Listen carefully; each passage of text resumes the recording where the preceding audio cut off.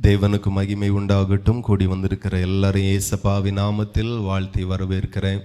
ஆண்டவர் தாமே உங்கள் யாவரையும் ஆசீர்வதிப்பாராக. தேவனுடைய செய்திக்கு ஆதாரமாக 2 ராஜாக்கள் 6ஆம் அதிகாரம் அதில் 15 முதல் நாம் வாசிக்க கேட்போம். 2 ராஜாக்கள் 6ஆம் அதிகாரம் 15 முதல். தேவனுடைய மனுஷனின் வேலைக்காரன் அதிகாலமே எழுந்து வெளியே புறப்படுகையில், இதோ இராணுவமும் குதிரைகளும் இரதங்களும் பட்டணத்தை சுற்றி கண்டான். அப்பொழுது வேலைக்காரன் ஆண்டவனை நோக்கி, ஐயோ என் ஆண்டவனே, என்ன செய்வோம் என்றான். அதற்கு அவன், பயப்படாதே, அவர்களோடு இருக்கிறவர்களை பார்க்கிலும் நம்மோடு இருக்கிறவர்கள் அதிகம் என்றான்.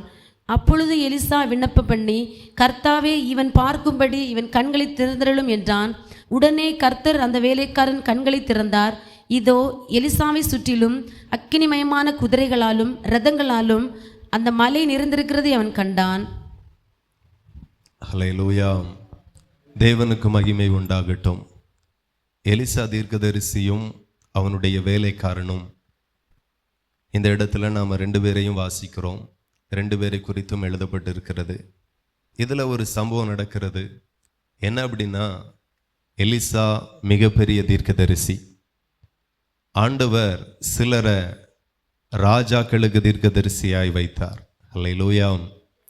அப்படியே எலிசா தீர்க்கதரிசி அந்த தேசத்திற்கு, இஸ்ரவேல் தேசத்திற்கே ஒரு தீர்க்கதரிசியாய் இருந்தார். ராஜாவுக்கு தீர்க்க தரிசனம் உரைக்கிற ஒரு மனுஷனாய் இருந்தார். அப்பொழுது எதிரி நாட்டினுடைய ராஜா இஸ்ரவேல் நாட்டுக்கு என்னெல்லாம் செய்ய இருக்கிறானோ அவன் பேசும்போதே கர்த்தர் இவனுக்கு வெளிப்படுத்துவார்.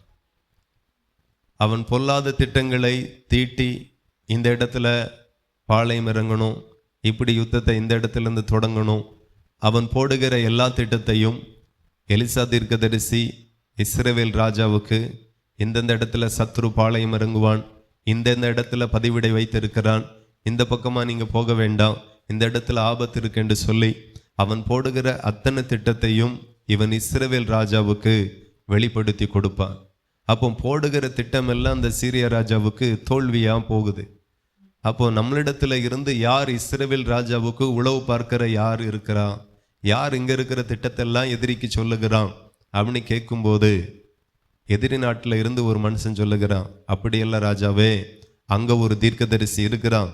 அவன் எப்படிப்பட்டவன் என்றார், நீர் உம்முடைய பள்ளி அறையில் பேசிக்கொள்ளுகிற வார்த்தையை கூட அவன் அறிவான், அவன் அறிந்து இஸ்ரவேல் தேசத்தின் ராஜாவுக்கு அதை எடுத்துரைப்பான் என்று சொல்லி அவன் சொல்லுகிறான்.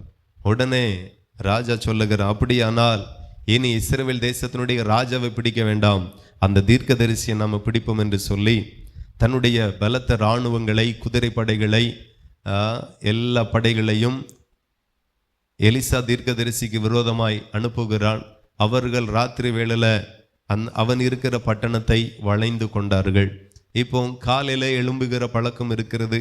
எலிசா தீர்க்கதரிசியினுடைய வேலைக்காரன் கதவை திறந்து வெளியே பார்த்தா எதிரி நாட்டினுடைய படைகள் தன்னை சூழ்ந்திருக்கிறதையும் வளைந்து கொண்டதையும் அவன் பார்த்து, ஐயோ ஆண்டவனே, இனி நாம் என்ன செய்வோம் என்று பதறிக்கொண்டு எலிசா தீர்க்கதரிசியினிடத்தில் சொல்லுகிறதை, அந்த சம்பவத்தை தான் நாம் இந்த இடத்துல வாசிக்கிறோம். ஹல்லேலூயா. தேவனுக்கு மகிமை உண்டாகட்டும். இப்போ எலிசா தீர்க்கதரிசிக்கும் அவனுடைய வேலைக்காரனுக்கும் உள்ள வித்தியாசம் என்ன அப்படின்னா, எலிசா தீர்க்கதரிசியினுடைய வேலைக்காரன் சூழ்நிலையை பார்க்கிறான். சூழ்நிலை எதுவோ அது மாத்திரம்தான் அவனுடைய கண்களுக்கு தெரிகிறது. ஆனால் எலிசா தீர்க்கதரிசி சூழ்நிலைகளை மட்டும் பார்க்கல, சூழ்நிலையும் பார்க்கிறான். அதுக்கு அடுத்தபடியாய் சத்துரு தனக்கு என்ன செய்துகிறான், என்ன செய்து கொண்டிருக்கிறான் அதையும் பார்க்கிறான். தேவன் எனக்காக என்ன செய்திருக்கிறார், 2ஐயும் பார்க்கிறான். ஹல்லேலூயா. உங்களுக்கு இன்னும் தெளிவாய் சொல்லுகிறேன். எலிசா தீர்க்கதரிசி தன்னுடைய சத்துரு தனக்கு என்ன செய்திருக்கிறான் அந்த திட்டத்தையும் அவன் பார்க்கிறான். சத்துருக்கு மேலாக என் தேவன் எனக்கு என்ன செய்திருக்கிறார் அதையும் பார்க்கிறான்.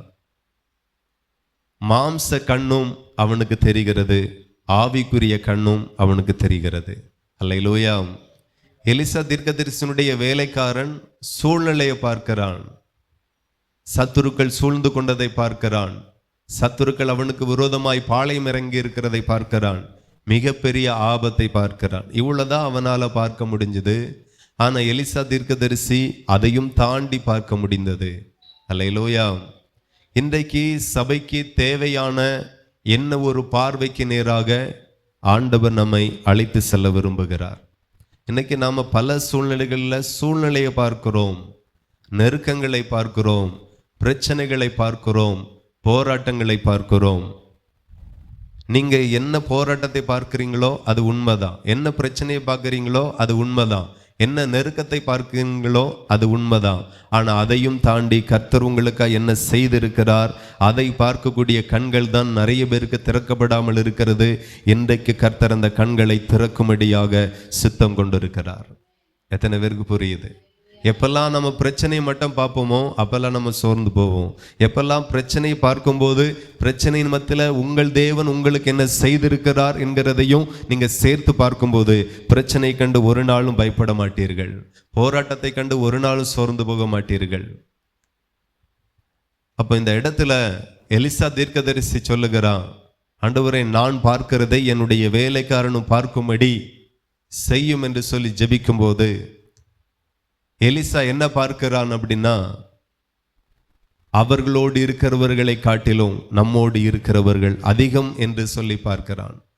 சத்துரு நமக்கு விரோதமாய் அனுப்பி இருக்கிற படைகளை காட்டிலும் கர்த்தர் நமக்காக பரலோகத்திலிருந்து நம்மை பாதுகாக்கும்படி அனுப்பப்பட்ட பரலோகத்தின் சேனை அதை விட அதிகமாய் இருக்கிறதை அவன் பார்க்கிறான். அல்லேலூயா. நான் சொல்லுகிறேன், சத்துரு உங்களுக்கு செய்த தீங்கை காட்டிலும் கர்த்தர் உங்களுக்கு அதிக நன்மை செய்திருக்கிறார். இன்னைக்கு நிறைய பேருக்கு சத்துரு செய்ததை தான் பார்க்க முடிகிறதை தவிர தேவன் என்ன செய்கிறார் என்கிறதை நம்மளால பார்க்க முடியல. ஆகவே இன்றைக்கு உங்களுக்கு மாம்சத்தின் கண் திறந்திருக்கிறது போல ஆவிக்குரிய கண்களும் திறக்கப்படும்படி கர்த்தர் விரும்புகிறார். இன்றைக்கு ஒரு ஆவிக்குரிய கண்கள் திறக்கப்படுவதாக, மகிமையை பார்க்கிற கண்கள் திறக்கப்படுவதாக, கர்த்தருடைய மகத்துவத்தை பார்க்கிற கண்கள் உங்களுக்கு திறக்கப்படுவதாக. அல்லேலூயா. எத்தனை பேருக்கு வேண்டும்? இன்னைக்கு நிறைய பேருக்குள்ள அது இல்லை. எலிசா தீர்க்கதரிசிக்குள்ள அது இருந்தது. இன்னைக்கு நம்மளுடைய மாம்சத்தின் கண்ணு நல்லா தெரியுது, அதை நம்ம தெளிவா கணிக்கிறோம். ஆனா ஆவிக்குரிய கண்கள் பார்வையே இல்லாம இருக்கிறது. நீங்க பாத்தீங்கன்னா இந்த எலிசா தீர்க்கதரிசி தேவன் தனக்கு என்ன செய்திருக்கிறார் அதை தெளிவா பார்க்கிறான். ஆனா கூட இருக்கிற வேலைக்காரனுக்கு அது பார்க்க முடியல, பார்க்க தெரியல. அந்த கண்கள் அடைக்கப்பட்டதாகவே இருக்கிறது. இந்த பூமியில நமக்கு சரீரத்தில் நாம பார்க்கக்கூடிய கண்களை கர்த்தர் நமக்கு திறந்திருக்கிறார். அது மாம்சத்தின் கண்கள். என்ன ஒரு கண்கள் நமக்கு தேவை? தரிசனத்தை பார்க்கிற கண்கள் தேவை. அல்லேலூயா. ஆவிக்குரிய கண்கள் நமக்கு தேவை. தேவனை தரிசிக்கிற கண்கள் நமக்கு தேவை. இன்னைக்கு ரட்சிக்கப்பட்ட பிறகும் தேவனை அறிந்து கொண்டோம், ஆனா தேவன் நமக்கு செய்திருக்கிற அந்த மகத்துவங்களை நம்மளால பார்க்கவே முடியல. இன்னைக்கு இந்த உபவாச ஜெபத்துல வந்திருக்கிற அத்தனை பேருக்கும் என்ன ஒரு கண்ணை கர்த்தர் திறந்தருளுவாராக. ஆண்டவர் மனுஷனை படைத்து ஏதேன் தோட்டத்திற்குள்ளாய் வைக்கும்போது அங்கே சத்துரு போய் வஞ்சகமாய் போய் மாம்சத்தின் கண்ணை திறக்கிறான். அல்லேலூயா. ஆமா. அதுவரைக்கும் அவர்களுக்கு பாவத்தை பார்க்கிற, இச்சையை பார்க்கிற, அசுத்தத்தை பார்க்கிற ஒரு கண்கள் இல்லை. ஆனா சத்துரு போய் அவர்களை வஞ்சித்து மாம்சத்தின் கண்களை திறந்து விடுகிறான். இன்னைக்கு நமக்கு மாம்சத்தின் கண்கள் தெளிவாய் இருக்கிறது. ஒருத்தரை பார்த்தாலே கண்டுபிடிச்சிருந்தோம், நல்லவர்களா கெட்டவர்களா, முழிக்கிற மொழி நல்ல மொழிதானா இல்லை மோசமான மொழியா என்று மாம்சத்தில் எல்லாவற்றையும் சரியாய் கணிக்க பழகி இருக்கிறோம். பார்வை தெளிவாக இருக்கிறது. ஆனால் தேவனுடைய மகிமையை காண்கிற கண்கள் இல்லை, தேவனுடைய மகத்துவங்களை காண்கிற கண்கள் நமக்குள்ளாக இல்லை. பாவத்தை பார்க்கிற கண்கள் நமக்குள்ளாக இருக்கிறது, ஆனால் தேவனுடைய மகிமையை பார்க்கக்கூடிய கண்கள் நமக்குள்ளாக இல்லை. இன்றைக்கு எலிசா தீர்க்கதரிசனுடைய வேலைக்காரனுக்கு ஒரு கண்ணை ஆண்டவர் திறந்தது போல இன்றைக்கு இருக்கிற விசுவாச பிள்ளைகளுக்கும் அழகான ஒரு கண்ணை கர்த்தர் இன்றைக்கு திறப்பாராக. நீங்க ஆதியாகமம் 3ஆம் அதிகாரத்தை எடுத்து வாசித்தீர்கள். ஆனால் ஆதியாகமம் 3ஆம் அதிகாரம் அதுல 4வது வசனத்திலிருந்தே வாசிப்போம். அப்பொழுது சர்ப்பம் ஸ்திரியை நோக்கி, நீங்கள் சாகவே சாவதில்லை, நீங்கள் இதை புசிக்கும் நாளிலே உங்கள் கண்கள் திறக்கப்படும். உங்கள் கண்கள் திறக்கப்படும். எந்த கண்கள் திறக்கப்படும்? இதுவரைக்கும் நிர்வாணத்தை பார்க்கல கண்கள், மகிமையை தான் பார்த்துச்சு. பாவத்தை பார்க்கல, தேவ பிரசன்னத்தை தான் பார்த்துச்சு. ஆனா நீங்க இந்த கனியை புசித்தால் நீங்க சாகவே சாவதில்லை, உங்க கண்கள் திறக்கப்படும். இந்த கண்களுடைய பார்வையே தேவையில்லை, இந்த பார்வையே மனுகுலத்துக்கு தேவையில்லை. ஆனா பிசாசு தந்திரமாய் வந்து வஞ்சித்து என்ன ஒரு கண்களை திறந்து கொடுக்கிறான். இன்னைக்கு திறக்க வேண்டிய கண்கள் பூட்டப்பட்டதாக இருக்கிறது, பூட்டப்பட வேண்டிய கண்கள் திறக்கப்பட்டதாகவே இருக்கிறது. ஆதி நாட்களிலே ஆதாம் ஏவாளை சத்துரு வஞ்சிக்கிறான். ஆண்டவர் சொல்லுகிற அந்த கனியை புசிக்கும் நாளிலே நீங்க சாகவே சாவீர்கள் என்று. ஆனா சத்துரு சொல்லுகிறான், நீங்க இதை புசிக்கும் நாளிலே நீங்க சாகவே சாவதில்லை, நீங்க அந்த கனியை புசித்தால் உங்க கண்கள் திறக்கப்படும் என்று சொல்லுகிறான். அதுவரைக்கும் அந்த கண்கள் திறக்கப்படல. எப்பொழுது புசிக்க கூடாது என்று சொல்லி தேவனால விலக்கப்பட்டிருக்கிற கனியை ஏவாள் புசித்தாளோ, தன்னுடைய புருஷனுக்கும் கொடுத்தாளோ, அப்போவே ஒரு அசிங்கத்தை பார்க்கிற கண்கள் மனுஷனுக்கு திறக்கப்பட்டது. ஒரு பாவத்தை பார்க்கிற கண்கள் திறக்கப்பட்டது. இச்சையின் கண்கள் திறக்கப்பட்டது. இச்சிக்கிற கண்கள் திறக்கப்பட்டது. பிசாசுனுடைய தந்திரத்தினால் அந்த கண்கள் திறக்கப்பட்டது. அதை தான் நாம் இந்த இடத்துல வாசிக்கிறோம். நீங்கள் இதை புசிக்கும் நாளிலே உங்கள் கண்கள் திறக்கப்படும் என்றும், நீங்கள் நன்மை தீமை அறிந்து தேவர்களைப் போல இருப்பீர்கள் என்றும் தேவன் அறிவார் என்றது. அப்பொழுது அவள் போய் அந்த கனியை பறித்து புசித்து புருஷனுக்கும் கொடுத்தார். உடனே 7வது வசனம் சொல்லுகிறது, அப்பொழுது அவர்கள் இருவருடைய கண்களும் திறக்கப்பட்டது. இருவருடைய கண்களும் திறக்கப்பட்டது. ஹல்லேலூயா. அப்ப அதுக்கு முன்னாடி ஒரு கண் திறந்திருந்து இருக்கிறது. அது மாம்சத்தின் கண், தேவனால் கொடுக்கப்பட்ட கண். தேவன் கொடுக்கிற ஒரு பார்வை இருக்கு, பிசாசு கொடுக்கிற ஒரு பார்வை இருக்கு. நம்ம நிறைய விதத்தில் நம்முடைய கண்கள் இன்றைக்கு திறக்கப்படும் என்று நான் நம்புகிறேன். இந்த இடத்துல நாம் பார்க்கும்போது அப்பொழுது அவர்கள் இருவருடைய கண்களும் திறக்கப்பட்டது என்று எழுதப்பட்டிருக்கிறது. அப்போ அதுக்கு முன்னாடி என்ன குருடாவா இருந்தாங்க? கிடையாது. அதுக்கு முன்னாடி பார்த்தாங்க, கனியை பார்த்தாங்க, பிசாசை பார்த்தாங்க, தேவனை பார்த்தாங்க, அதுக்கு முன்னாடியும் பார்த்தாங்க.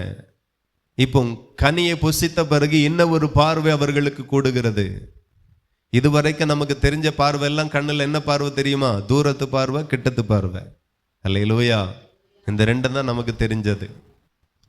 ஆனா என்ன ஒரு பார்வையை பிசாசு தூண்டி விடுகிறான். ஆண்டவரால் விலக்கப்பட்ட கனியை இவன் புசிக்க ஏவுகிறான். இவர்கள் புசித்தார்கள். அப்பொழுது அவர்கள் இருவருடைய கண்களும் திறக்கப்பட்டது என்று வேதம் சொல்லுகிறது. அப்போ அதுக்கு முன்னாடி பார்த்த கண்கள் என்னது? இப்பொழுது பார்க்கிற கண்கள் என்னது? எலிசா தீர்க்கதரிசி பார்த்த அந்த கண்கள் என்னது? அந்த பார்வை எப்படிப்பட்டது? அவன் ஜெபித்த பிறகு அவனுடைய வேலைக்காரனுக்கு திறக்கப்பட்ட கண்கள் எது? அப்போ கர்த்தருடைய பிள்ளைகள் அநேக கண்கள் திறக்கப்பட வேண்டியது இருக்கிறது. அல்லேலூயா. திறக்கப்படக்கூடாத கண்ணை பிசாசு திறந்து விட்டான். இன்னைக்கு பார்க்க வேண்டிய கண்கள் பூட்டப்பட்டதாகவும் பூட்டப்பட வேண்டிய கண்கள் திறக்கப்பட்டதாகவும் இருக்கிறது. இன்றைக்கு தேவன் விரும்புகிறார், எலிசா பார்த்த அந்த கண்கள், எலிசாவினுடைய வேலைக்காரன் பார்த்த அந்த கண்கள் கர்த்தர் நமக்கும் கொடுப்பாராக. ஹல்லேலூயா. இந்த இடத்துல இவர்கள் புசிக்க கூடாது என்று சொன்ன கனியை புசித்தபடியினால் கண்கள் திறக்கப்பட்டது. இந்த கண்கள் திறக்கப்பட்ட உடனே என்ன நடந்துச்சு என்று சொல்லி பார்த்தால் அந்த இடத்துல வசனம் சொல்லுகிறது, அப்பொழுது அவர்கள் இருவருடைய கண்களும் திறக்கப்பட்டது, அவர்கள் தங்கள் நிர்வாணிகள் என்று அறிந்து அத்தி இலைகளை தைத்து தங்களுக்கு அரைக்கச்சைகளை உண்டு பண்ணினார்கள். அல்லேலூயா. அது நிர்வாணத்தை பார்க்கிற ஒரு கண்களா இருந்துச்சு, இச்சையின் கண்களா இருந்துச்சு. தேவன் இதுக்கு முன்னாடி இந்த கண்கள் திறக்கப்படாததுக்கு முன்பதாக தேவன் தோட்டத்தில் வரும்போது தேவனை பார்த்தார்கள், தேவன் இவர்களை பார்த்தார்கள், தேவனோடு பேசினார்கள், தேவன் இவர்கள் நடுவில் உலாவினார்கள். இந்த கண்கள் திறக்கப்பட்ட பிறகு தேவனுக்கு பயந்தார்கள், தங்கள் நிர்வாணிகள் என்று உணர்ந்தார்கள், அவருக்கு முன்பதாக நிற்க தகுதியில்லை என்று சொல்லி உணர்ந்தார்கள், அவருக்கு முன்னாடி நிற்க நான் நிர்வாணியாக இருக்கிறேன் என்று சொல்லி நினைத்து செடிக்குள்ளாக போய் ஒளிந்து கொண்டார்கள், தேவனுக்கு தன்னை மறைத்தார்கள். எந்த கண்கள் திறக்கப்படக்கூடாதோ அந்த கண்களை பிசாசு திறந்தான். எந்த கண்கள் திறக்கணுமோ அந்த கண்களை பிசாசு இதுவரையிலும் குருடாக்கி வைத்திருக்கிறான். அல்லேலூயா. இன்றைக்கு நமக்கு கண்கள் திறக்கப்படும்படியாய் தேவன் இன்றைக்கு விரும்புகிறார். இப்போ தேவன் விரும்புகிற ஒரு கண்ணு எப்போ திறக்கும், எப்படி திறக்கும் அப்படின்னா, நீங்க வாசித்தீர்கள் ஆனால் எபிரியர்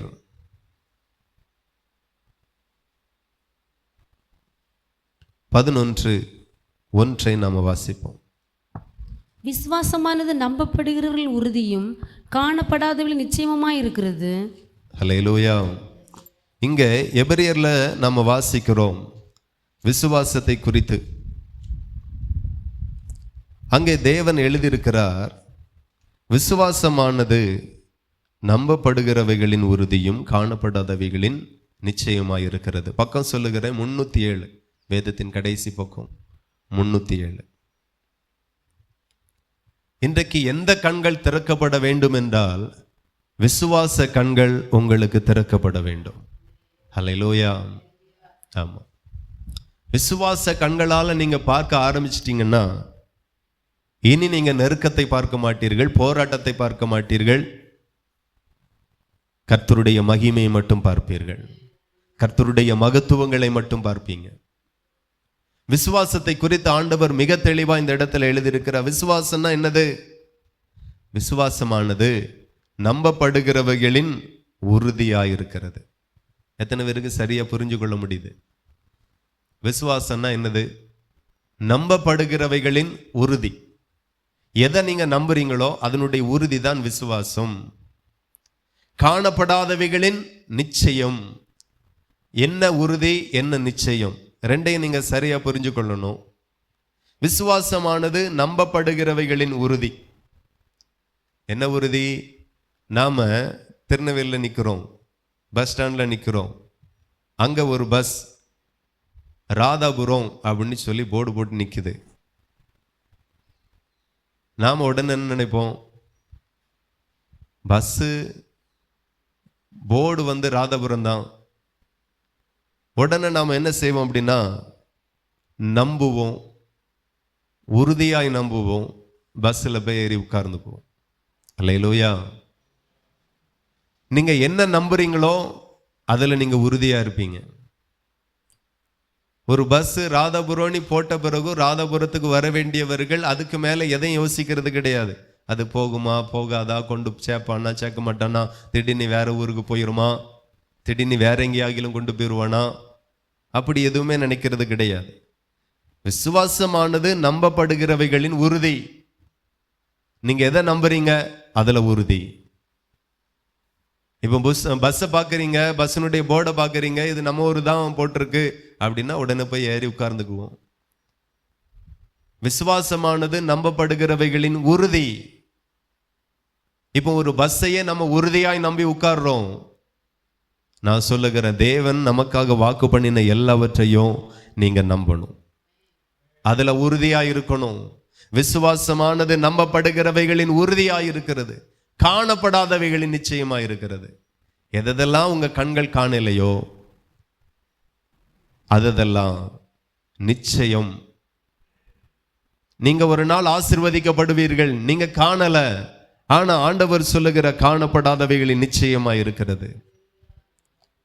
எத்தனை பேர் நம்புறீங்க கர்த்தர் உங்களை கீழாக்காமல் மேலாக்குவார், வாலாக்காமல் தலையாக்குவார்? நம்புறீங்களா? அப்ப வசனம் சொல்லுகிறது காணப்படாதவைகளின் நிச்சயமாய் இருக்கிறது விசுவாசம். நம்முடைய கண்கள் காணல, ஒரு நாள் கர்த்தர் நம்மளை தலையாக்குவார், நம்ம காணல. ஆனா காணப்படாதவைகளின் நிச்சயம்தான் விசுவாசம். நமக்கு ஒரு கண் திறக்கப்படணும். அது தேவன் நமக்காக செய்த அந்த மகிமையை காண்கிற கண்களாய் இருக்கணும். நமக்கு ஒரு கண் திறக்கப்படணும். அது தேவனுடைய நம்ப விசுவாசமானது நம்பப்படுகிறவைகளின் உறுதியும் காணப்படாதவைகளின் நிச்சயமாய் இருக்கிறது. நமக்கு ஒரு கண் திறக்கப்படணும். அது என்ன கண்ணுனா காணப்படாதவைகளின் நிச்சயத்தை காண்கிற கண்களாய் மாறணும். இன்னைக்கு நமக்கு அப்படிப்பட்ட கண்கள் திறக்கப்படல, அதுதான் பிரச்சனை. விசுவாச கண்கள் உடையவர்களா மாறணும். விசுவாசத்தின்படியே எதிர்காலத்தை பார்க்கணும், விசுவாசத்தின்படியே நிகழ்காலத்தை பார்க்கணும், விசுவாசத்தின்படியே விசுவாச கண்களால எதிர்காலத்தை பாருங்க, விசுவாச கண்களால நிகழ்காலத்தை பாருங்க, விசுவாச கண்களால வருங்காலத்தை பாருங்க. நீங்க ஜெயிச்சிருவீங்க. ஹல்லேலூயா. இன்னைக்கு நிறைய பேருக்கு அந்த மாதிரியான கண்கள் இல்லை. நீ விசுவாசித்தால் தேவனுடைய மகிமையை காண்பாய். நீ விசுவாசிக்காவிட்டா உங்க பிரச்சனையை தான் நீங்க பார்ப்பீங்க, உங்க நெருக்கத்தை தான் நீங்க பார்ப்பீங்க. ஆனா நீங்க விசுவாசித்தால் தேவனுடைய மகிமையை காண்கிற கண்களை கர்த்தர் இன்றைக்கே திறப்பாராக. விசுவாசமானது காணப்படாதவைகளின் நிச்சயமாய் இருக்கிறது. ஒண்ணுமே இல்லை என் வாழ்க்கையில, எல்லாம் வெறுமையா இருக்கிறது. ஆனா விசுவாசமானது காணப்படாதவைகளின் நிச்சயம். கர்த்தர் ஒரு நாள் உயர்த்துவார், ஆனா இன்னைக்கு காணப்படல, ஆனா அதுதான் நிச்சயம். உயர்த்துவார் என்கிறது தான் நிச்சயம், மேன்மைப்படுத்துவார் என்கிறது தான் நிச்சயம். இன்னைக்கு நம்ம குப்பையில இருக்கிறோம், புழுதியில இருக்கிறோம். ஒரு நாள் ராஜாக்களோடு சிங்காசனத்துல உட்கார வைப்பார், அதுதான் நிச்சயம். இன்னைக்கு இருக்கிறது நிச்சயம் இல்லை. இந்த மாதிரியான பார்வைகள் நம்மளுடைய வாழ்க்கையில வரல. இச்சையின் பார்வை இருக்கிறது, பாவத்தின் பார்வைகள் இருக்கிறது, உலகத்தை பார்க்கிற பார்வைகள் இருக்கிறது. ஆனா தேவனுடைய மகிமை பார்க்கிற பார்வைகள் மாத்திரம் நமக்குள்ள இல்ல. எலிசா தீர்க்கதரிசி பிரச்சனையும் பார்க்கிறான். பிரச்சனையில கர்த்தர் தனக்காக ஏற்படுத்தி வைத்திருக்கிற மிக உயரிய பாதுகாப்பை அவன் பார்க்கிறான். இன்னைக்கு பிரச்சனையை பார்க்கிற உன் கண்களுக்கு பிரச்சனையின் மத்தியில உன்னை ரட்சிக்கிற ரட்சகரை பார்க்கிற கண்கள் இல்லாமல் இருக்கிறதே உன் வாழ்க்கையில இருக்கிற மிகப்பெரிய பிரச்சனை. அதனால தான் நம்ம பயப்படுகிறோம், அதனால தான் தனிமையை உணர்கிறோம், கைவிடப்பட்ட நிலைமையை உணர்கிறோம், என்ன செய்வோம் என்கிற புலம்புகிறோம். நான் சொல்லுகிறேன், கண்கள் திறக்கப்படுவதாக,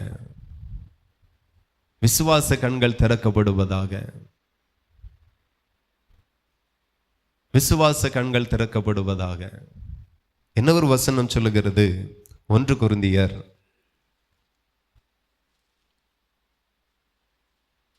2:9.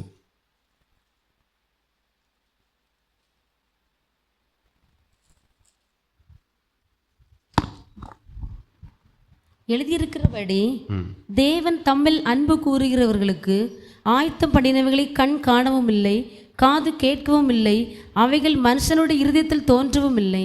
அல்லேலூயா. எத்தனை பேருக்கு புரியுது?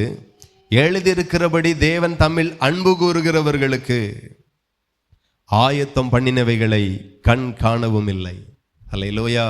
ஆனா எலிசாவினுடைய கண்கள் கண்டது. அவனுக்காக கர்த்தர் எதை ஆயத்தம் பண்ணி இருக்கிறார்? சீரியா தேசத்து ராஜா அவனுக்கு விரோதமாய் இராணுவத்தை அனுப்பியிருந்தான், பலசாலிகளை அனுப்பியிருந்தான், வீரர்களை அனுப்பியிருந்தான். ஆனா அதன் மத்தியில கர்த்தர் என்னை பாதுகாக்க பரலோக சேனையே அனுப்பியிருக்கிறார். அவர்களோடு இருக்கிறவர்களை காட்டிலும் என்னோடு இருக்கிறவர்கள் அதிகமாய் இருக்கிறதை எலிசா கண்டான். இன்னைக்கு நிறைய பேருக்கு தேவன்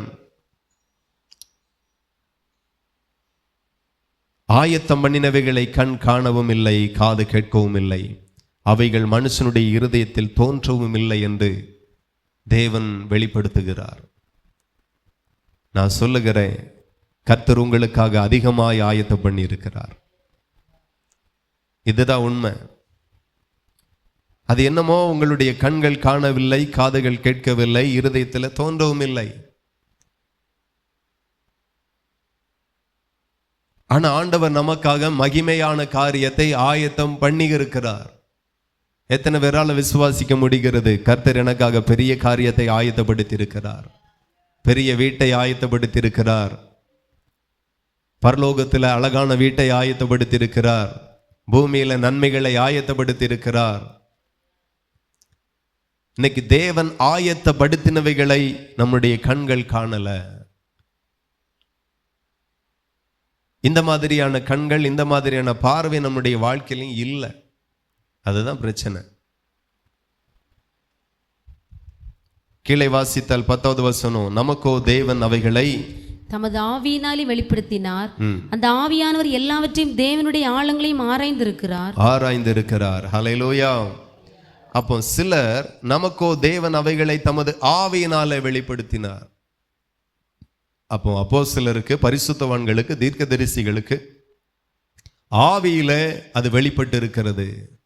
ஆவிக்குரிய கண்களிலே அவைகளை அவர்கள் பார்த்தார்கள். நமக்கோ பார்க்க முடியல, பார்க்க தெரியல. 11வது வசனத்தை வாசித்தால், மனுஷனிலுள்ள ஆவியே என்று மனுஷரில் எவன் மனுஷனுக்குரியவைகளை அறிவான்? அப்படி போல தேவனுடைய ஆவியை என்று ஒருவனும் தேவனுக்குரியவைகளை அறிய மாட்டான். ஹல்லேலூயா. அப்ப இதுல 2 காரியத்தை நீங்க கவனிக்கணும். மனுஷனுள்ள ஆவியை அன்றி மனுஷரில் எவன் மனுஷனுக்குரியவைகளை அறிவான். அப்ப மனுஷனுடைய காரியத்தை அறியணும்னா மனுஷனுடைய ஆவி இருக்கணும். அதே போல தேவனுடையதை அறியணும்னா தேவனுடைய ஆவி அன்றி ஒருவனும் தேவனுக்குரியவைகளை அறிய மாட்டான் என்று கர்த்தர் எழுதியிருக்கிறார். ஹல்லேலூயா. நாங்களோ உலகத்தின் ஆவியை பெறாமல் தேவனால் எங்களுக்கு அருளப்பட்டவைகளை அறியும்படிக்கு தேவனிலிருந்து புறப்படுகிற ஆவியை பெற்றிருக்கிறோம். ஆகவே அடிக்கடி சொல்லுகிறோம், ஆவியில நிரம்புங்க, அபிஷேகத்தை பெற்றுக்கொள்ளுங்க. ஆவியானவர் போதிப்பார், ஆவியானவர் தேற்றுவார், ஆவியானவர் வழி நடத்துவார். அப்ப ஆவிக்குரிய வாழ்க்கையில நம்ம முன்னேறணும், வளரணும் அப்படின்னா ஆவியானவர் நமக்கு தேவை. ஹல்லேலூயா.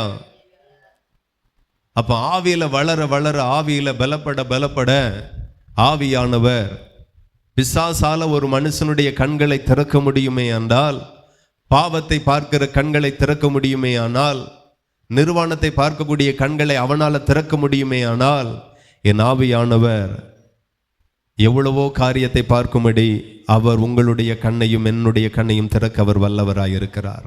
ஹல்லேலூயா. ஆவியானவர் உங்களுடைய கண்களை திறப்பார். இன்றைக்கு எத்தனை பேர் நம்புறீங்க? தேவனுடைய மகிமையை காண்கிற கண்களை ஆவியானவர் திறப்பார். தேவன் உங்களுக்காக ஆயத்தமாக்கினவர்களை பார்க்கும்படியாக ஆவியானவர் உங்களுடைய கண்களை அவர் இன்றைக்கு திறப்பார். ஆவிக்குள்ள வளருங்க, ஆவிக்குள்ள பலனடையுங்க, ஆவியில நிரம்புங்க. உங்கள் பாத்திரங்கள் நிரம்பி வழிகிற பாத்திரங்களாய் மாறட்டும். காலியான பாத்திரமாய், வெறும் பாத்திரமாய் இருக்காதிருங்கள். இன்னைக்கு ஆவிக்குரிய பலன் இல்லை, ஆவிக்குரிய பார்வைகள் இல்லை, ஆவிக்குரிய உணர்வுகள் இல்லை, ஆவிக்குரிய திட்டங்கள் இல்லை, தரிசனங்கள் இல்லை. சபையில் இருக்கிற அநேக ஆவிக்குரிய விசுவாசிகள் குருடர்களை போல இருக்கிறோம். தேவன் நமக்காக ஆயத்தம் பண்ணினவைகளை நம்முடைய கண்களால் பார்க்க முடியாத குருட்டு விசுவாசிகளாய் இருக்கிறோம். எனக்கு என்னது இருக்கு, எனக்கு என்னது இருக்கு, எல்லாம் இழந்துட்டேன், இப்படி புலம்புகிறவர்களாய் இருக்கிறோம். எனக்கு யார் இருக்கா? உலக மனுஷனுக்கு உலகத்தினுடைய ராஜ்யம் இருக்கிறது, அரசாங்கம் இருக்கிறது. ஆவிக்குரிய உனக்கோ பரலோக ராஜ்யம் இருக்கிறது, தேவ ராஜ்யம் இருக்கிறது, தேவனுடைய அதிகாரம் இருக்கிறது. இன்றைக்கு உங்களுடைய கண்கள் திறக்கப்படுவதாக ஆண்டவருடைய வசனம் சொல்ல இருக்கிறது. எழுதியிருக்கிறபடி தேவன் தம்மில் அன்பு கூறுகிறவர்களுக்கு ஆயத்தம் பண்ணினவைகளை கண் காணவில்லை, காது கேட்கவில்லை, மனுஷனுடைய இருதயத்தில் அது தோன்றவும் இல்லை. உங்களுக்காக எவ்வளவு நன்மையை ஆண்டவர் இந்த பூமியில் ஆயத்தப்படுத்தி இருக்கிறார், எவ்வளவு மேன்மையை ஆயத்தப்படுத்தி இருக்கிறார். யோசேப்புக்கு கடைசி வரைக்கும் தெரியல. அவன் பார்க்கிறது கஷ்டத்தை பார்க்கிறான், அடிமைத்தனத்தை பார்க்கிறான், சிறை வாழ்வை பார்க்கிறான். வாழ்க்கையே சோலி முடிஞ்சு அப்படிங்கிற சூழ்நிலையை பார்க்கிறான். ஆனா கர்த்தர் அவனுக்காக ஆயத்தம் பண்ணினவைகளை கண் காணல, காது கேட்கல, அவன் இருதயத்துல கூட அது தோன்றல. ஆனா கர்த்தர் அவனுக்காய் ஆயத்தம் பண்ணினது மிக பயங்கரமானது. ஹல்லேலூயா. அந்த முழு தேசத்திலே அவன் உயர்த்தப்பட்டான்.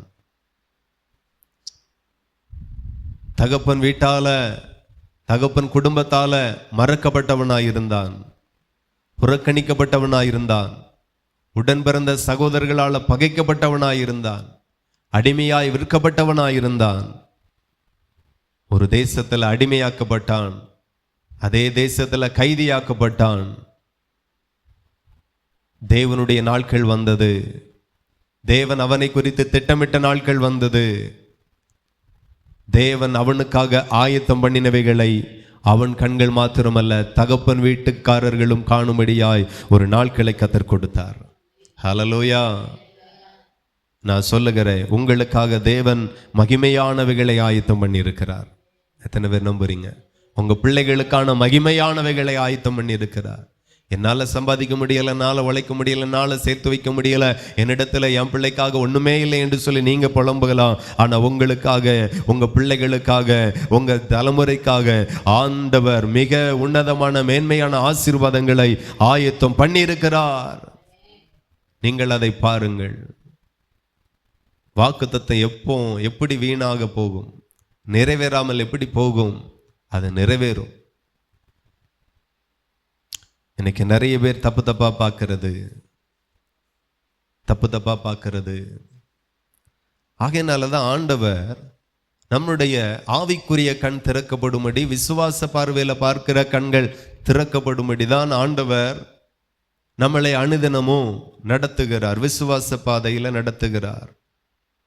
விசுவாசமானது நம்பப்படுகிறவர்களின் உறுதியும் காணப்படாதவைகள் நிச்சயமாய் இருக்கிறது.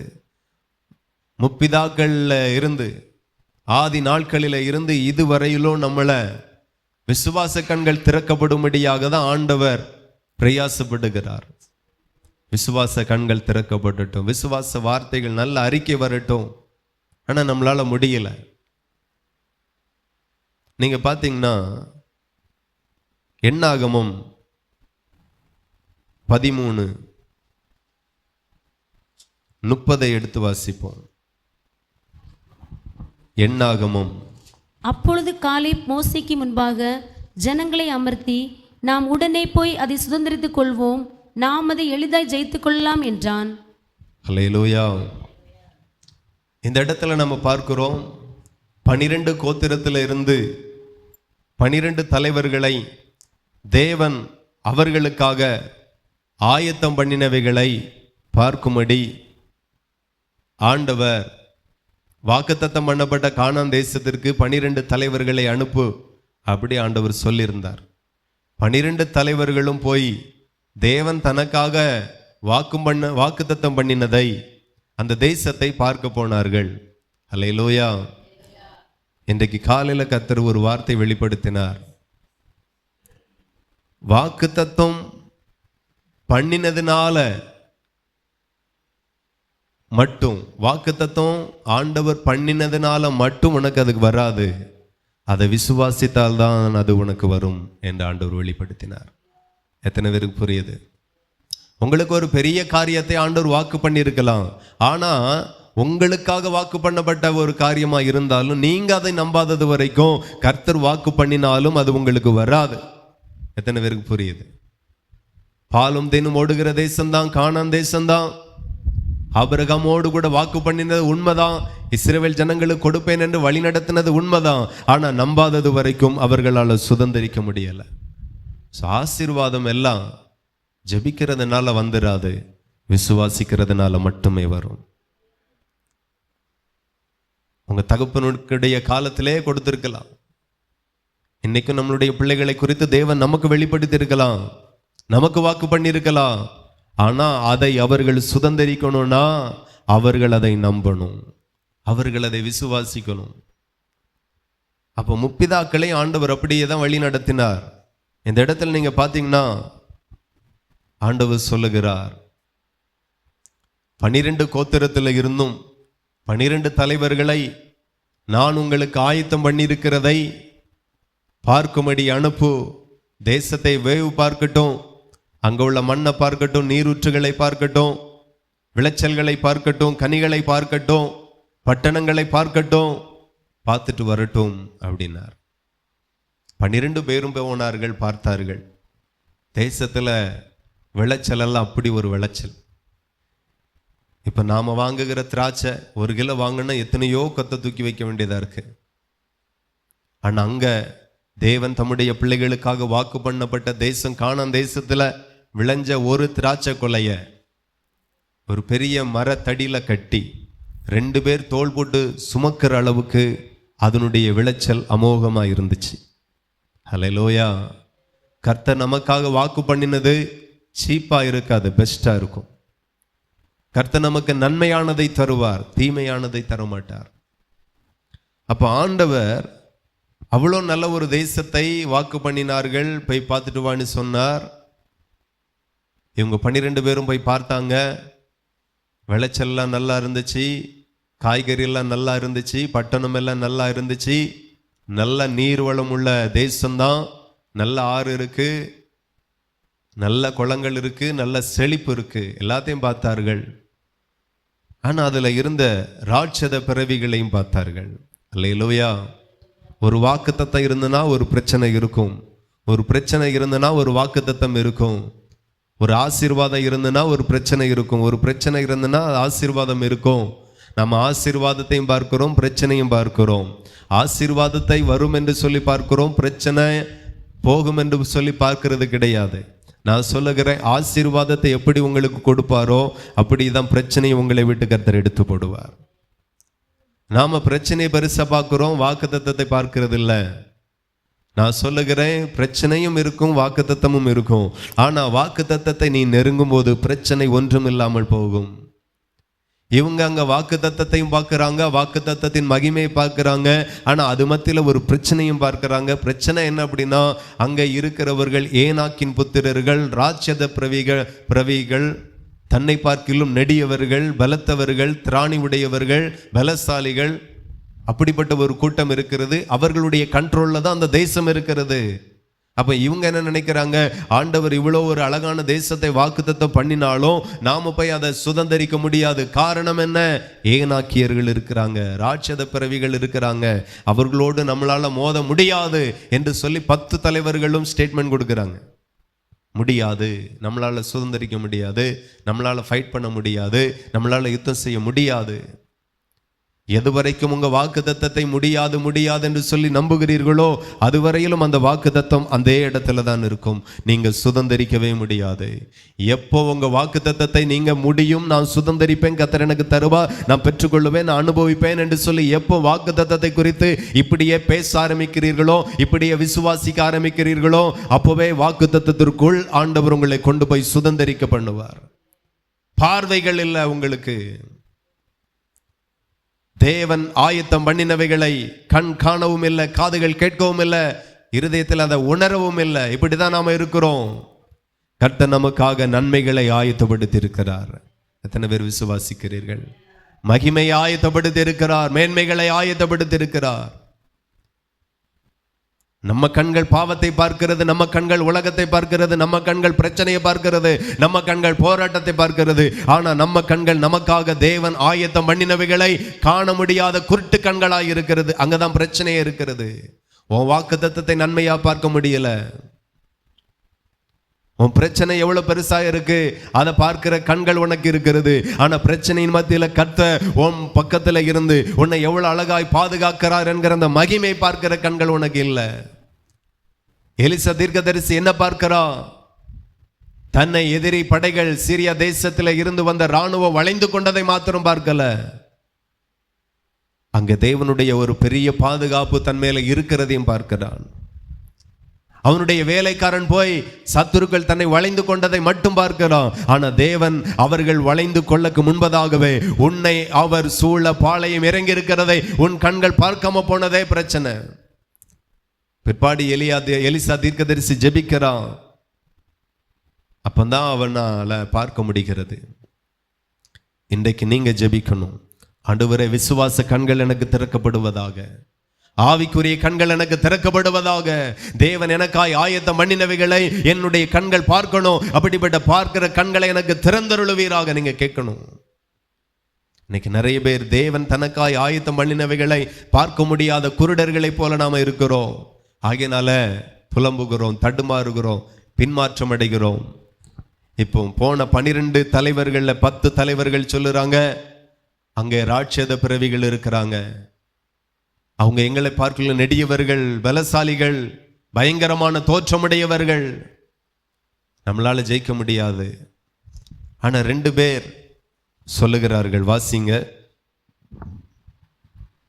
30வது வசனம். அப்பொழுது காலேப் மோசேக்கு முன்பாக ஜனங்களை அமர்த்தி, நாம் உடனே போய் அதை சுதந்திரித்துக் கொள்வோம். இங்க காலேப் சொல்லுகிறான், மோசேக்கு முன்பதாக ஜனங்களை அனுப்பி மோசையோடும் ஜனங்களோடும் சொல்லுகிறான், நாம் உடனே போய் அதை சுதந்திரித்துக் கொள்வோம், நாம் அதை எளிதாய் ஜெயித்துக் கொள்ளலாம். நாம் அதை எளிதாய் ஜெயித்துக் கொள்ளலாம். நான் சொல்லுகிறேன், உங்க பிரச்சனையை நீங்க எளிதாய் தாண்டுவீர்கள். அல்லேலூயா. காது கேக்குதா? உங்க போராட்டங்களை எளிதா ஜெயிப்பீர்கள். உங்க பிரச்சனையை நீங்க எளிதா ஜெயிப்பீர்கள். உங்க வியாதியிலிருந்து எளிதாய் நீங்க வெளியே வருவீர்கள். உங்க கடன்ல இருந்து நீங்க எளிதாய் வெளியே வருவீங்க. உங்க தரித்திரத்திலிருந்து நீங்க எளிதாய் வெளியே வருவீங்க. உங்க பிரச்சனைகள், போராட்டங்கள், குறைவுகள், கஷ்டங்கள், ஆமை இழப்புகளை எல்லாம் நீங்க பார்க்கும்போது இப்படிதான் பார்க்கணும். இந்த கண்களால தான் நீங்க பார்க்கணும். அவன் சொல்லுகிறான், எளிதாய் போய் சுதந்திரித்துக் கொள்ளுவோம், நாம உடனே போய் அதை சுதந்திரித்துக் கொள்ளுவோம், நாம் அதை எளிதாய் போய் சுதந்திரித்துக் கொள்வோம் என்று சொல்லுகிறான். ஆனா அவனோடு கூட போய் வந்த மனிதரோ, நாம போய் அந்த ஜனங்களோடு எதிர்க்க நம்மளால கூடாது, அவர்கள் நம்மை பார்க்கலும் பலவான்கள் என்றார்கள். நாங்கள் போய் சுற்றி பார்த்து வந்த அந்த தேசம் தன் குடிகளை பட்சிக்கும் தேசம். நாங்கள் அதிலே கண்ட ஜனங்கள் எல்லாரும் மிகவும் பெரிய ஆட்கள். அங்கே ராட்சத பிறவியான ஏனாக்கின் குமாரனாகிய ராட்சதரையும் கண்டோம். அல்லேலூயா. நாம என்னைக்கு தேவனை காண்போம்? பிரச்சனையை பார்க்கிறோம், பிசாசை பார்க்கிறோம், பிசாசு பெரியவனாக பார்க்கிறோம், பிசாசின் கிரியைகளை பெரியவைகளாய் பார்க்கிறோம். நான் சொல்லுகிறேன், உலகத்தில் இருக்கிறவனிலும் உங்களில் இருக்கிறவரே பெரியவராய் இருக்கிறார். ஹல்லேலூயா. நம்மளோடு கூட இருக்கிறவரை பெரியவராய் பார்க்கிற கண்கள் நமக்கு இல்லை. நம்ம பிரச்சனையை தான் பெருசா பார்க்கிறோம், வியாதியை பெருசா பார்க்கிறோம், கடனை பெருசா பார்க்கிறோம், குறைவை பெருசா பார்க்கிறோம். நம்மோடு கூட இருக்கிறவர் குறைவுகளை நிறைவாய் மாற்றி தருகிறவர் நம்மோடு கூட இருக்கிறார். கண்கள் திறக்கப்படட்டும். இன்றைக்கு ஆவிக்குரிய கண்கள் திறக்கப்படட்டும், விசுவாச கண்கள் திறக்கப்படட்டும். தேவையில்லாத பார்வைகள் நம்மை விட்டு மாறட்டும். இந்த இடத்துல நீங்க பாத்தீங்கன்னா, காலேப் ஒரு மாதிரி பேசுகிறான், கூட போயிட்டு வந்த மத்த 10 பேரும் வேற மாதிரி பேசுகிறான். காரணம், அவனுடைய பார்வை வேற, இவனுடைய பார்வை வேற. நான் மறுபடியும் சொல்லுகிற, வாக்குத்தத்தம் உங்களுடையதா இருக்கலாம், தரிசனம் உங்களுடையதா இருக்கலாம், உங்களுக்கு தேவன் தந்திருக்கிறவைகளா இருக்கலாம், தேவன் உங்களுக்கு வாக்கு பண்ண ஆசீர்வாதமா இருக்கலாம். ஆனா நீங்க அதை விசுவாச கண்களால பார்க்காதது வரைக்கும், பேசாதது வரைக்கும் அது உங்களுடையதா ஒரு நாளும் மாறாது. எத்தனை பேருக்கு புரியுது? நான் உபவாசம் போடும்போது கர்த்தரினோடு கூட பேசின வாக்குத்தத்தம் சொல்லலாம். வாக்குத்தத்தம் நிறைவேறணுமா? மாம்ச கண் அல்ல, ஆவியின் கண்கள் திறக்கப்படட்டும், விசுவாச கண்கள் திறக்கப்படட்டும், தேவனுடைய மகிமையை காண்கிற கண்கள் இன்றைக்கு திறக்கப்படட்டும். காலேபுக்குள்ள அந்த கண்கள் இருந்துச்சு, அந்த பார்வை இருந்துச்சு. எலிசாவுக்குள்ள அந்த பார்வை இருந்துச்சு. தேவன் தனக்காக ஆயத்தம் பண்ணினவைகளை அவனுடைய கண்கள் கண்டன. ஆனா அவனுடைய வேலைக்காரனுடைய கண்கள் காணல. வேலைக்காரனுடைய கண்கள் தேவன் அவனுக்காக ஆயத்தம் பண்ணி வைக்கப்பட்டவைகளை பார்க்கல, சத்துரு அவனுக்கு ஆயத்தம் பண்ணி அனுப்பினதை அவனுடைய கண்கள் பார்த்தது. சத்துருக்கள் தன்னை சூழ்ந்து கொண்டதை, வணைந்து கொண்டதை, தான் மாட்டிக்கொண்டவைகளை மட்டுமே அவனால பார்க்க முடிஞ்சது. ஆனா விடுவிக்கிற தேவன் தன்னுடைய சேனையை ஏற்கனவே அங்கே அனுப்பியிருந்ததை அவனுடைய கண்களால பார்க்க முடியல. இதுதான் எலிசாவுக்கும் அவனுடைய வேலைக்காரனுக்கும் உள்ள வித்தியாசம். நான் சொல்லுகிறேன், பிரச்சனை எவ்வளவு பெருசோ விடுவிக்கிறவர் அதை விட பெரியவராயிருக்கிறார். அற்புதம் செய்கிறவர் அவைகளை காட்டிலும் பெரியவராயிருக்கிறார். 1000 வாக்குத்தத்தங்களை பெற்றிருந்தாலும், தேவன் உங்களுக்கு கொடுத்திருந்தாலும், விசுவாசிக்காதது வரைக்கும் அவைகள் உங்களுடையவைகளாய் மாறாது. அவைகளை நீங்க பெற்றுக்கொள்ள முடியாது. அவைகளை நீங்க சுதந்திரிக்க முடியாது. விசுவாசித்தால் தான் அந்த மகிமை பார்க்க முடியும். இன்னைக்கு கண்கள் திறக்கப்படணும். இந்த உபவாச ஜெபத்தில் ஆண்டவர் விரும்புகிறார். கண்கள் திறக்கப்படணும். மாம்சத்தின் கண்களால் ஒன்றும் பண்ண முடியாது. ஆவிக்குரிய கண்கள் திறக்கப்படணும். உங்க வாழ்க்கையில எதை பார்க்குறீங்க? மகிமையா பாருங்க. எதை பேசுறீங்க? மகிமையா பேசுங்க. உருப்படாது, விளங்காது, நடக்காது. அப்போ ஒரு நாளும் உருப்படாது, ஒரு நாளும் விளங்காது. ஏன் நம்மளால அதை பார்க்க முடியல? தேவனுடைய வார்த்தையை வாசித்த பிறகு நம்மளுக்கு அந்த கண்கள் திறக்கப்படாமல் இருக்கிறது. ஒரு பிசாசு வந்து ஒரு பழத்தை சாப்பிட வச்சு ஒரு பாவத்தை பார்க்கிற கண்களை திறந்து வச்சுட்டு போயிட்டான். நம்மளால எவ்வளவுதான் வசனத்தை வாசித்தாலும் நமக்குள்ள இருக்கிற ஆவிக்குரிய கண்களை நம்மளால திறக்க முடியல. நம்மளுடைய பார்வை ஆவிக்குரிய பார்வையா மாறல. என்னைக்கு திறக்கப்படுமோ அன்னைக்கு பெரிய பெரிய வாசல்கள் நமக்கு முன்பதாக திறக்கப்படும். இவன் சொல்லுகிறான், நாம் உடனே போய் அதை சுதந்திரித்துக் கொள்வோம், நாம் அதை எளிதாய் ஜெயித்துக் கொள்ளலாம் என்கிறான். ஆனா மற்ற ஜனங்கள் இல்ல முடியாது, நடக்காது. ஒருத்தன் ஸ்ட்ராங்கா சொல்லுகிறான், அவனுடைய வார்த்தையாகிலும் கேட்போம். என்னைக்குமே யாருக்கு செவி கொடுக்கணும் அப்படின்னா, விசுவாசத்துல பேசுகிறவனுக்கு செவி கொடுங்க, அவிசுவாசமாய் பேசுகிற எவனுக்கும் செவி கொடுக்காதுங்க. இஸ்ரவேல் ஜனங்கள் விழுந்து போனதற்கே அவிசுவாசமா பேசினவனுக்கு செவி கொடுத்தாங்க. விசுவாசமா பேசினவனுக்கு கடைசி வரைக்கும் செவி கொடுக்கல. அங்கேதான் அவர்கள் விழுந்து போனார். எல்லாருக்கும் செவி கொடுத்து விட்டே இருக்கக்கூடாது. எல்லா வார்த்தைக்கும் செவி கொடுத்து கொண்டே இருக்கக்கூடாது. உலகத்துல நிறைய காரியங்களை கேள்விப்படுகிறோம், கேட்கிறோம், பேசுகிறோம். எதை பேசணும், எதை கேட்கணும்? விசுவாசமானதை கேளுங்க, விசுவாசமாய் பாருங்க. விசுவாசத்தை பேசுகிறவர்களுக்கு செவி கொடுங்க, அவிசுவாசமாய் பேசுகிறவர்களுக்கு செவி கொடுக்காதிருங்க. அவனும் விழுவான், நீங்களும் விழுவீங்க. அவிசுவாசமா பேசினவனும் போகல, அவிசுவாசத்திற்கு செவி கொடுத்தவனும் காணனுக்குள்ளாய் போக முடியல. அப்படியே தான் நம்ம நிலைமை ஆகும். இவர்கள் யாருக்கு செவி கொடுத்தார்கள்? மோசேக்கும் செவி கொடுக்கல. காலேபு விசுவாசமா பேசினவனுக்கும் செவி கொடுக்கல. அவிசுவாசமா பேசினவர்களுக்கு மட்டும்தான் செவி கொடுத்தார்கள். ஆனபடியினால் அழுதார்கள். 33வது வசனத்தை வாசித்தால், அங்கே ராட்சத பிறவியான ஏனாக்கின் குமாரராகிய ராட்சதரையும் கண்டோம். நாங்கள் எங்கள் பார்வைக்கு வெட்டுக்கிளிகளைப் போல் இருந்தோம், அவர்கள் பார்வைக்கும் அப்படியே இருந்தோம் என்று சொல்லி, இப்படி இஸ்ரவேல் புத்திரருக்குள்ளே தாங்கள் சுற்றி பார்த்து வந்த தேசத்தை குறித்து துர்செய்தி பரம்ப செய்தார்கள். ஹல்லேலூயா. துர்செய்தி பரம்ப செய்தார்கள்.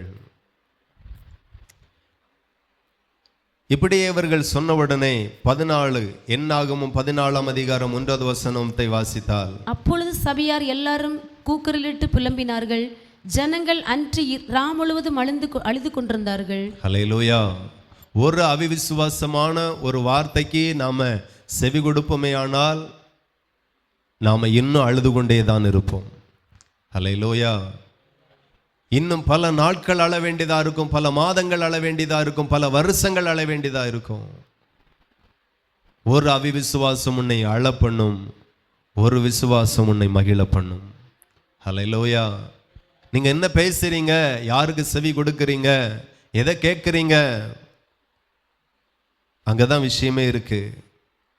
தேவன் நமக்கு ஆயத்தம் பண்ணினவைகளை நம்முடைய கண்கள் பார்க்கவும் இல்லை, காதுகள் கேட்கவும் இல்லை, இருதயத்தில் அதை உணர்ந்ததும் இல்லை. இங்க விசுவாசமா பேசினவனுக்கு யாரு செவி கொடுக்கல? அவிசுவாசமா பேசினவனுக்கு மொத்த சபையும் செவி கொடுக்குது. ராம் முழுவதும் அழுதார்கள், ஒரு பிரயோஜனமும் இல்லை.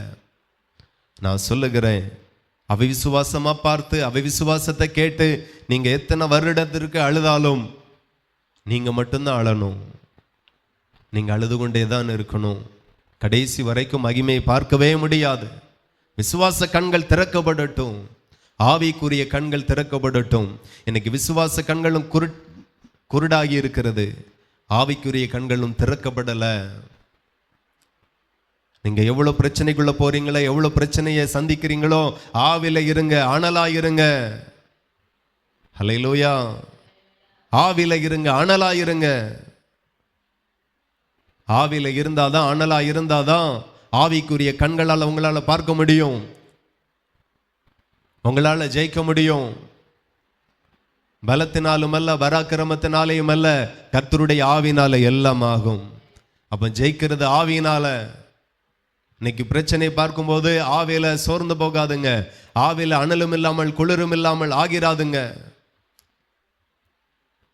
இன்னைக்கு நிறைய பேருடைய கண்கள் திறக்கப்படல. தேவன் தனக்காக ஆயத்தம் பண்ணினவைகளை பார்க்கிற கண்கள் இன்னும் திறக்கப்படல. அவிவிசுவாச கண்கள் தான் திறந்திருக்கிறது, விசுவாச கண்கள் அடைக்கப்பட்டிருக்கிறது. மாம்சத்தின் கண்கள் திறக்கப்பட்டிருக்கிறது, ஆவிக்குரிய கண்கள் குருடாக்கப்பட்டிருக்கிறது. எவ்வளவு வசனத்தை வாசித்தாலும், எவ்வளவு வசனத்தை கேட்டாலும் இன்னும் திறக்கப்படாத ஆவிக்குரிய கண்களா இருக்கிறது. ஆகையினால தேவனுடைய மகிமை என்னாலும் பார்க்கவே முடியல. வசனம் உங்களுடையதா இருக்கலாம், தரிசனம் உங்களுடையதா இருக்கலாம், வாக்குத்தத்தம் உங்களுடையதா இருக்கலாம். நம்பாதது வரைக்கும், விசுவாசியாதது வரைக்கும் அது உங்களுடையதா மாறாது. நீங்க அவைகளை சுதந்திரித்துக் கொள்ளவும் முடியாது. எப்பவுமே அழுகை இருக்கும், எப்பவுமே புலம்பல் இருக்கும், எப்போதுமே குறைவுகள் இருக்கும். ஆகையினால தேவனுடைய பிள்ளைகள், நம்ம யாருக்கு செவி கொடுக்கிறோம், எதற்கு செவி கொடுக்கிறோம், அது ரொம்ப முக்கியம். முழு சபையும் எதற்கு செவி கொடுத்தார்கள்? அவிவிசுவாசத்திற்கு செவி கொடுத்தார்கள். அவிவிசுவாசமாய் பேசுகிற கூட்டம் தான் எப்போதுமே அதிகமாக இருக்கும். விசுவாசத்தை பேசுகிற கூட்டம் எப்பவுமே கொஞ்சமா தான் இருக்கும். நீங்க அதிகமாய் நிறைய பேர் பேசுறாங்கன்னு சொல்லி அவிசுவாசமாய் பேசுகிற பெருங்கூட்டத்திற்கு செவி கொடுக்காதுங்க. விசுவாசமா பேசுகிற ஒரு சின்ன கூட்டமா இருந்தாலும் அவன் பேசுகிறதையே பரலோகம் அங்கீகரிக்கும். அந்த அவிசுவாசமா பேசுகிற பெருங்கூட்டத்திற்கு பரலோகம் செவி கொடுக்காது, கிரியை செய்யாது. ஆனா விசுவாசத்தை பேசுகிற அந்த சிறு கூட்டத்திற்கு, அந்த சின்ன கூட்டத்திற்கு பரலோகம் வேலை செய்ய ஆயத்தமாய் இருக்கிறது. ஆகையினால தேவனுடைய பிள்ளைகள், நீங்க என்ன பார்க்குறீங்க, என்ன பேசுறீங்க, அது ரொம்ப முக்கியம். இன்னைக்கு நிறைய பேருடைய கண்கள் திறக்கப்படலை. ஆண்டவர் ஆகையினால தான் ஆரம்பத்தில் இருந்தே பழக்குவிக்கிறார், விசுவாசத்தில் பழக்குவிக்கிறார். ஆண்டவர் ஜனங்கள் விசுவாசத்தில் பழகணும் அப்படிங்கிறதுக்காக தான். வனாந்தர வாழ்க்கையில் மன்னாவை கொடுக்கும்போது மொத்தமாக கொடுக்காம, முழு வாழ்க்கைக்கும் தேவையான மன்னாவை கொடுக்காம, அன்னன்னைக்கு எவ்வளோ தேவையோ அவ்வளோ மட்டுமே கொடுத்தார். அல்லேலூயா. அன்னாடு உள்ள மன்னாவை பொறுக்கணும், சாப்பிடணும், நாளைக்காக மறுபடியும் வானத்தை பார்க்கணும். மன்னாவை கர்த்தர் பொழிவார், மறுபடியும் பொறுக்கணும், மறுபடியும் சாப்பிடணும். பழக்குவித்தார். மண்ணாந்தரத்தில் ஏன் கொண்டு போனார்? குறுக்கு வழி நிறைய இருந்தது. பக்கமா போறக்கு, கானான் தேசத்திற்கு பக்கமாய் போறக்கு நிறைய வழி இருந்தது. ஆனாலும் அந்த வழியை கொண்டு போகாமல் சுத்தி போகக்கூடிய பாதையில கர்த்தர் ஏன் கொண்டு போனார்? நிறைய நல்ல நல்ல பாதை இருந்தது.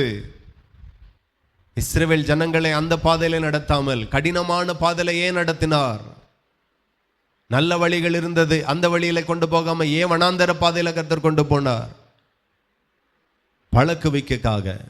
பிரச்சனை இல்லாத எத்தனையோ வழிகள் இந்த பூமியில உங்களை கொண்டு போக ஆண்டவருக்கு நிறைய வழிகள் உண்டு.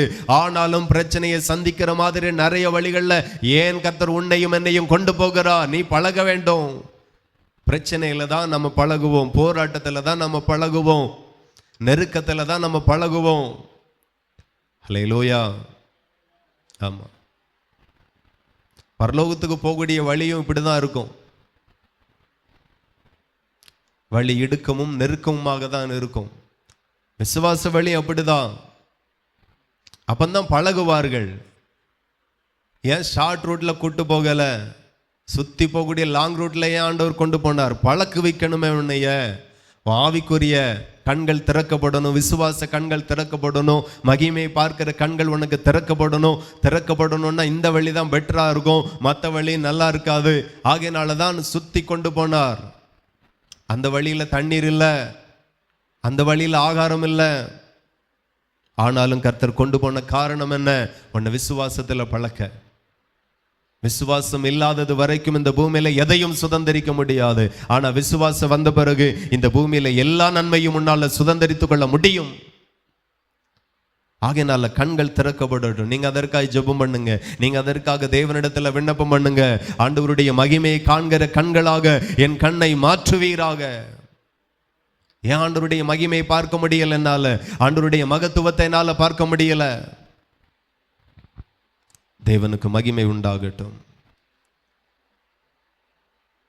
இந்த இடத்துல எண்ணாகமம் 24:1 நம்ம வாசிப்போம்.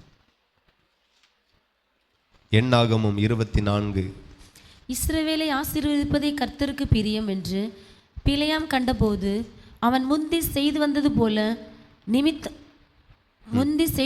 போல நிமித்தம் பார்க்க போகாமல் வனாந்திரத்துக்கு நேராக தன் முகத்தை திருப்பி தன் கண்களை ஏறெடுத்து இஸ்ரவேல் தன் கோத்திரங்களில் படியே பாளையம் இறங்கி இருக்கிறதை பார்த்தான். தேவ ஆவி அவன் மேல் வந்தது. அப்பொழுது அவன் தன் வாக்கியத்தை எடுத்துரைத்து, பேயோரின் குமாரனகை பிலேயாம் சொல்கிறதாவது, கண் திறக்கப்பட்டவன் உரைக்கிறதாவது. அல்லேலூயா. இந்த இடத்துல நீங்க கவனிக்கணும். பிலேயாம் தீர்க்கதரிசி சொல்லுகிறான், கண் திறக்கப்பட்டவன் உரைக்கிறதாவது. அல்லேலூயா. இதுக்கு முன்னாடி அவனுடைய கண்கள் திறக்கப்படல. ஆனா இப்பொழுது அவன் சொல்லுகிறான், தேவ ஆவி அவன் மேல் வந்ததுனால் அவன் சொல்லுகிறான், கண் திறக்கப்பட்டவன் சொல்லுகிறதாவது. அப்ப இதுவரைக்கும் அவனுடைய கண்கள் திறக்கப்படல. அவன் ஆவிக்குரிய கண்கள் திறக்கப்படல. எனக்கு எல்லா தேவனுடைய பிள்ளைகளுக்கும் ஒரு கண்கள் திறக்கப்பட வேண்டும் என்று கர்த்தர் எதிர்பார்க்கிறார். எல்லாருடைய ஆவிக்குரிய கண்களும் திறக்கப்படணும். தேவ சித்தத்தை பார்க்கிற கண்கள் திறக்கப்படணும். தேவ மகிமையை காண்கிற கண்கள் திறக்கப்படணும். தேவனுடைய வல்லமையை காண்கிற கண்கள் திறக்கப்படணும். தேவ ஆவி அவன் மேல் வந்தது. அப்பொழுது அவன் சொல்லுகிறான், கண் திறக்கப்பட்டவன் உரைக்கிறதாவது. 1வது வசனத்தில் வாசிக்கிறோம், இஸ்ரவேலை ஆசீர்வதிப்பதே கர்த்தருக்கு பிரியம் என்று அவன் கண்டான். ஹல்லேலூயா. அதுக்கு முன்னாடி காணல. இவன் கூலி கொடுக்கப்பட்டு இஸ்ரவேல் ஜனங்களை சபிக்கக்காக அழைக்கப்பட்டிருந்தான். அப்போ அவன் கண்கள் திறக்கப்படல. இப்ப அவனுடைய கண்கள் திறக்கப்பட்டிருக்கிறது. திறக்கப்பட்டவன் எதை காண்கிறான்? இஸ்ரவேலை ஆசீர்வதிப்பதே கர்த்தருக்கு பிரியம் என்கிறதை அவனுடைய கண்கள் காண்கிறது. ஹல்லேலூயா. இன்னைக்கு உங்க கண்கள் உங்களை எப்படி பார்க்கிறது? உங்க வாழ்க்கை எப்படி பார்க்கிறது? உங்க சூழ்நிலை எப்படி பார்க்கிறது? இன்று முதல் அந்த கண்கள் காணட்டும், இஸ்ரவேலை ஆசீர்வதிப்பதை என் தேவனுக்கு பிரியமா இருக்கிறதை உங்கள் கண்கள் காணட்டும். முதல்ல உங்க கண்கள் பார்க்கணும், என் பிள்ளையை ஆசீர்வதிக்கிறது தான் என் தேவனுக்கு பிரியம். என் வீட்டை ஆசீர்வதிப்பது தான் என் தேவனுக்கு பிரியம். என் குடும்பத்தை ஆசீர்வதிப்பது தான் தேவனுக்கு பிரியம். என் ஊழியத்தை ஆசீர்வதிப்பது தான் என் கர்த்தருக்கு பிரியம் என்று உன் கண்கள் காணட்டும். கண்கள் திறக்கப்பட்டவன் உரைக்கிறதாவது. இன்னைக்கு நிறைய பேருடைய கண்கள் திறக்கப்படாமல் இருக்கிறது. உங்க கண்கள் திறக்கப்படும்படியாய் கர்த்தர் விரும்புகிறார். ஹல்லேலூயா. உங்க கண்கள் திறக்கப்படட்டும். தேவ ஆவியானவர் அவன் மேல வந்தார். கண் திறக்கப்பட்டவன் உரைக்கிறதாவது. அவனுடைய கண்கள் திறக்கப்படும் போது இஸ்ரவேலுக்கு உண்டாகும் ஆசீர்வாதத்தை அவன் பார்க்கிறான்.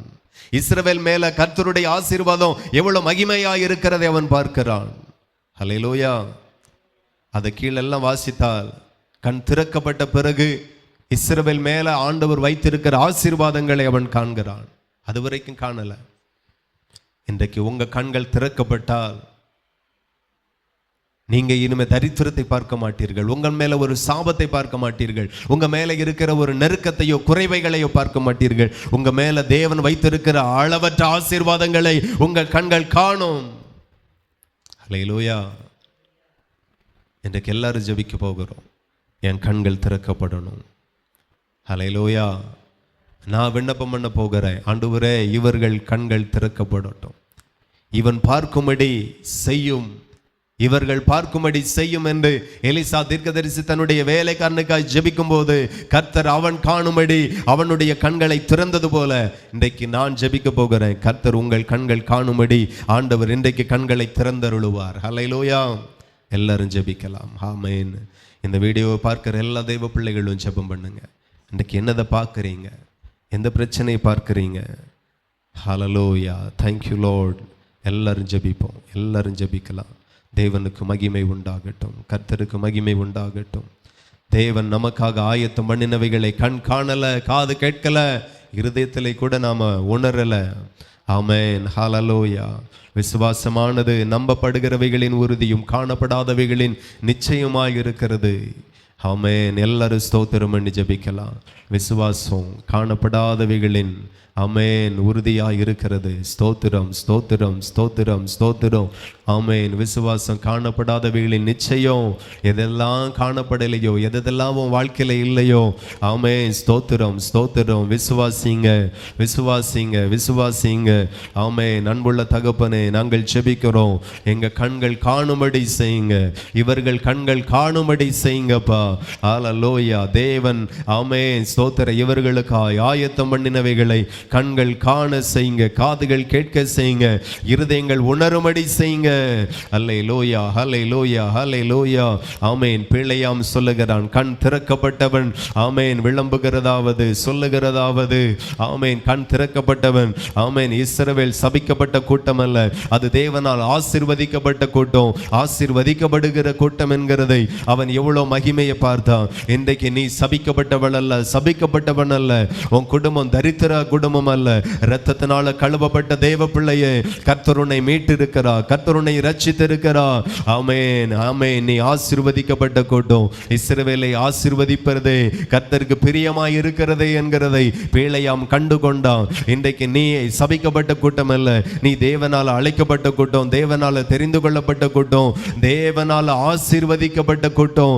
தேவன் உன்னையே ஆசீர்வதிக்க விரும்புகிறார். இஸ்ரவேலை ஆசீர்வதிப்பதை கர்த்தருக்கு பிரியமாய் இருக்கிறதை பிள்ளையாம் கண்டு கொண்டான். நீ ஆசீர்வாதமாக தான் இருப்பாய், நீ ஆசீர்வாதமாக தான் இருப்பாய், நீங்க ஆசீர்வாதமாக தான் இருப்பீர்கள். எல்லாரும் ஸ்தோத்திரம் பண்ணி ஆண்டவரை மகிமைப்படுத்துங்க. ரீப்லா சாந்த்ரோலோ, ஹல்லேலூயா. அன்புள்ள தகப்பனே, கண்கள் திறக்கப்படட்டும், கண்கள் திறக்கப்படட்டும். ஏன் தரித்திரத்தை பார்க்கணும், ஏன் சாபத்தை பார்க்கணும், ஏன் நெருக்கத்தை பார்க்கணும், ஏன் தோல்வியை பார்க்கணும்? ஹல்லேலூயா. தேவன் தனக்காக ஆயத்தம் பண்ணினவைகளை காணட்டும் ஐயா. தேவன் தனக்காய் ஆயத்தம் பண்ணினவைகளை காதுகள் கேட்கட்டும் ஐயா, உள்ளங்கள் உணரட்டும் ஐயா.